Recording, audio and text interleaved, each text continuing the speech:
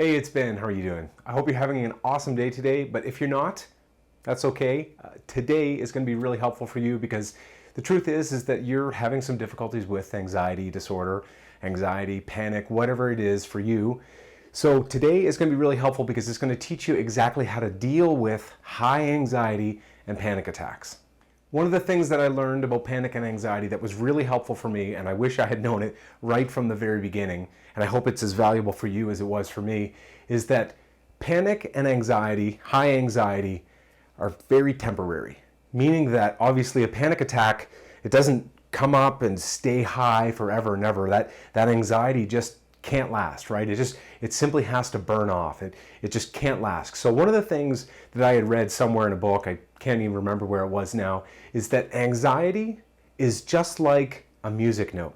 So it rises up and then it comes down. So it's almost like a music note. This is going to be the worst looking music note you've ever seen. There we are. Look at that. I don't know. It looks more like a flag. But anyway, the point is that anxiety, panic attacks, they have a peak to them and they have a trough. Trough meaning, so here's the peak here, and then of course you've got a trough down here. Now, one of the things that was super helpful for me in regards to specifically panic attacks is that you end up getting to this peak here where you're just like, ugh, and you feel like everything's about to just completely explode, and then all of a sudden what happens?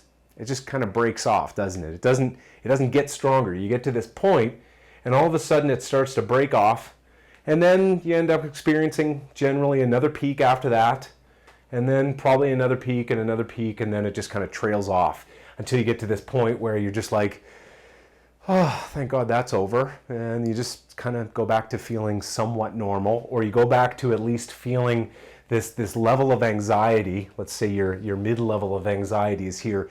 You go back to this mid-level of anxiety that's a little bit more normal and definitely a lot more handleable, something that dealing with is not really that difficult or challenging. But the important thing to note here is that there is a peak and a trough, a peak and a trough.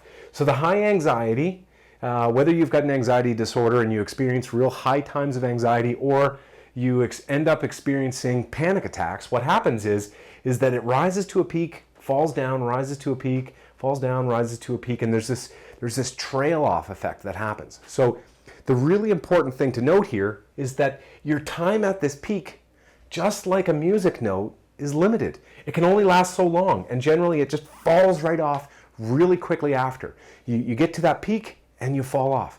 So the next time you find yourself moving into a panic attack, and you and I both know how that feels, because all of a sudden you're going into it and you're like, oh man, I'm about to have a panic attack, and you feel those feelings throughout your body, and you're just like, oh man, here it comes, and you think to yourself, I gotta hang on to this one.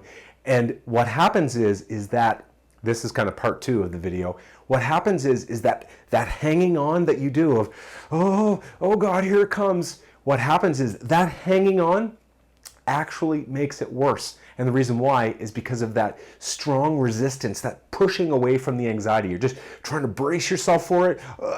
Whereas the absolute best thing you could possibly do, and I know it's challenging, but the best thing you could possibly do is just kind of sit there, lay there, wherever you are, whatever you're doing. If you're standing, sitting, laying down, you just got to let it wash up over you and then wash off.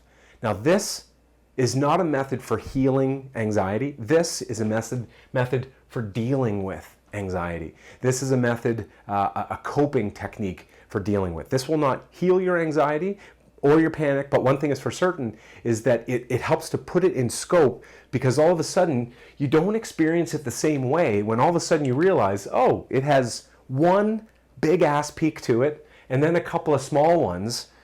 So what happens then is that as you're moving into that place where you're just like, oh man, here it comes, all you have to do is realize, look, there's going to be one peak and there's going to be a couple other little peaks after it, and it's not going to kill me.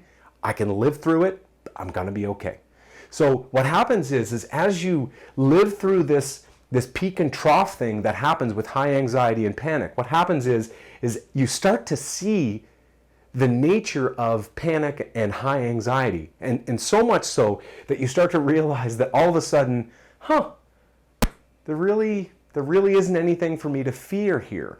And so even though the feelings are like super high and super strong and oftentimes extremely overwhelming, and you get those really trapped feelings and feeling like, oh, I'm about to explode, I'm about to die, my head's gonna explode.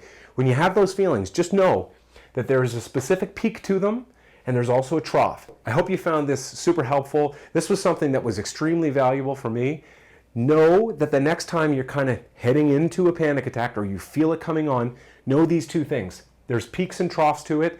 There's a certain number of peaks, and you're gonna go through it and you're gonna be totally fine. You think about them like waves, right? They're just like a wave. The wave goes up and you ride it back down. The wave goes up and you ride it back down. It goes up and you ride it back down. And then eventually you get to this spot and you're just like, oh, thank God that's over. Not the least bit enjoyable, but thankfully it's over. So that's the first part. Second part is when you feel it coming on, knowing this here is extremely valuable. But the other part is that by knowing this here, it helps you to not resist the panic attack the same way.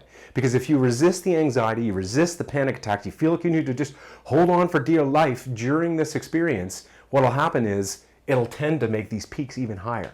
So just let it kind of happen. Just ride the wave, let it happen, and let yourself just kind of let it break off. Just let it roll over you and let it roll off. The truth is, it's not going to kill you and it can't hurt you.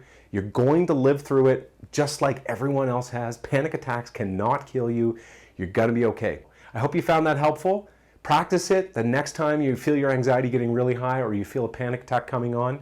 And I hope you found that really helpful. Make sure you check out my free report at www.anxietyresolutionmethod.com, because in there's a free video that will show you exactly how you can end up moving through these and disarming a panic attack in a matter of seconds. Super helpful, and we'll talk to you soon. See you.